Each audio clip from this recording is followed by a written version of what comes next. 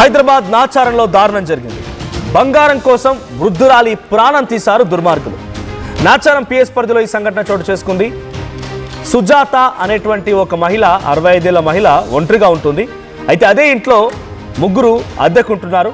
So Anjibabu and తన ఇద్దరు friends యువరాజు, దుర్గారావు వీళ్ళ సహాయంతో ఆ మహిళని హతమార్చి మెడలో ఉన్నటువంటి బంగారాన్ని చూసి ఆశపడి ఆ తర్వాత తనని హతమార్చి ఆ బంగారాన్ని దొంగిలించుకొని వెళ్ళారు. బంగారం కోసం ఇంటి ఓనర్నే హతమార్చారు.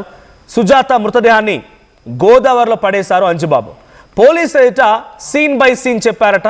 అయితే ప్రాణం తీసి బంగారాన్ని దోచుకెళ్లిన సంఘటన హైదరాబాద్లో ఒక్కసారిగా షాక్ గురి చేసింది. దీంట్లో కూడా హైదరాబాద్ టు గోదావరి వయా కోనసీమ, ఇక్కడ మీకు ఆ లైన్ యాడ్ చేయడం గల కారణం హైదరాబాద్లో హతమార్చి గోదావరి వరకు వెళ్ళి మధ్యలో కోనసీమ మీదుగా గోదావరి వరకు వెళ్ళి గోదావరిలో ఆ మృతదేహాన్ని ఒక బ్రీఫ్ కేస్, అంటే మీరు లగేజ్ ట్రాలీ బ్యాగ్ చూస్తారు కదా, ఎస్ ఆ ట్రాలీ బ్యాగ్లోనే సుజాత మృతదేహాన్ని తీసుకువెళ్తున్నారు.